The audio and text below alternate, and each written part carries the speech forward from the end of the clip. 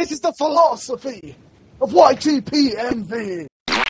Hello, ladies, and welcome to YTPMV Philosophy with HoZ and SupDawg, Episode 3. Today's episode is about, YTPMVs in the mainstream. Kinda ruined that one. Our very special guest this week is Mr. Simon, MrSimon34. Don't call me very special, I'm just as able-bodied as anybody else. God damn it. Hello, I'm Mr. Simon. Okay, yeah. Okay, so we're doing an episode since Mr. Simon doesn't actually really know shit about modern YTPMVs, but we wanted him on the show anyways. We're doing an episode about how they're becoming more popular these days. Right, okay. And So, SupDawg, you can start this one. alright. So I guess back in the day, back in Yes. the old days in 2008, in 2007. Oh, we're talking like boomer period, as ChewWiki defines it, right? Like Super Yoshi and all that jazz. Yeah, Yeah, when it was. yeah. Yes, It was more. okay. It was like, you know, you'd have your YouTube poopers, and then occasionally they'd make A song. a song with it, you know, and they'd find some beat somewhere and sync the, you know. But these days, it's like, I mean, it's probably just because I don't look for it as much, but I see a lot more YTPMVing going on than regular pooping. And it's not even called YTPMV anymore. Like, if you think of Yeah, the rap chop thing, how that's now an actual commercial thing, and that's basically a YTPMV. Yeah. The what line chop, sorry? between The rap remixes. chop. What's the rap job? Hi, it's Vince You with haven't Slap seen Chop. that? You're gonna make a grapefruit all day. You're gonna be a grapefruit? No, he says great mood.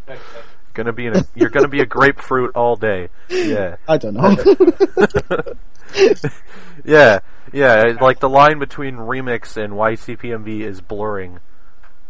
It is, yeah, I get you. I mean, did anybody really kind of do kind of BT YouTube poopy shit before, like, not to blow my own trumpet or whatever, but before my stay here with the football players things? Do you remember that one?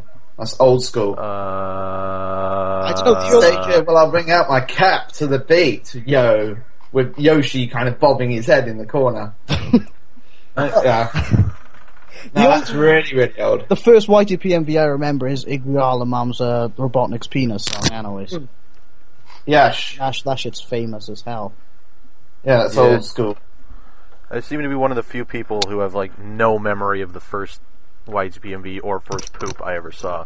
And now, of course, you have people like, with breakbeat music, you have people like McMangoes and Orange Shred and Daniel Radcliffe, who basically came from the YTPMV scene. And Exactly, yeah, that kind of dives into something else, a bit more experimental, which is pretty cool. But without, well, really, when I think of YTPMVs,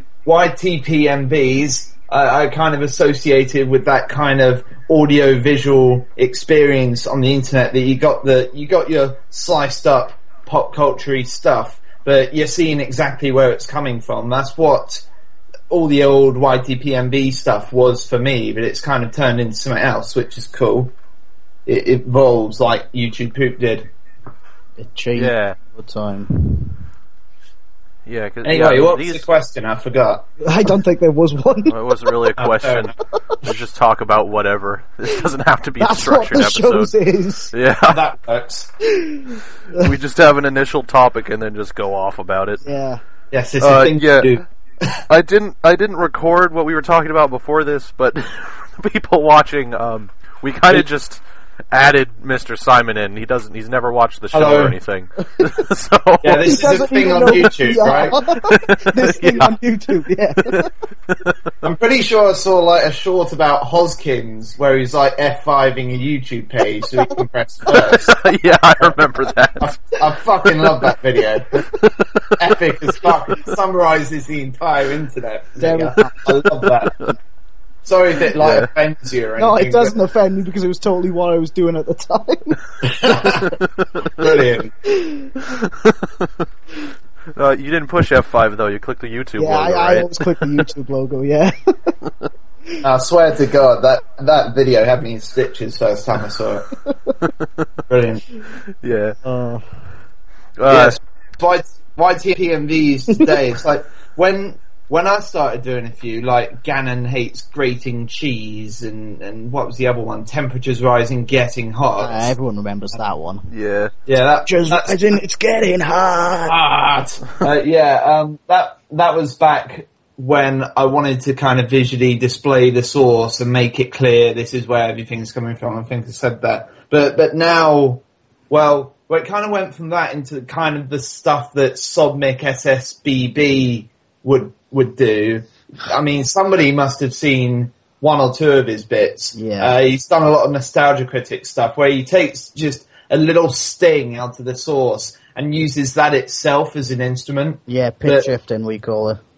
But then, kind of the latest up to date I am with YouTube, YTPMVs, YTPMVs. Yeah. Yes, well, it was around this time last year I started seeing stuff from Daniel Radcliffe's 777. Yeah. There was like one where there's Nostalgia Critic in the back and Star Trek kind of zipping off and Mario doing a jig all at the same time, all blended into each other, and you can just vaguely hear it in this big kind of orgy of visual noise in your ears. It's crazy. That was where it was like, okay, I just can't compete anymore, and that's why I was like, alright, I'm just going to sit back and enjoy what it's become now. Yeah. But yeah, so what do you call the most kind of up-to-date style of YTPMVs then? Really, there's so many styles now. Yeah, it was like back in the day, it was all somewhat similar in a way, but now it's like you got every which direction going on. People making entire songs just out of sources and... Yeah. But by pitch shifting, are you talking by pitch shifting, are you talking kind of pingers kind of stuff?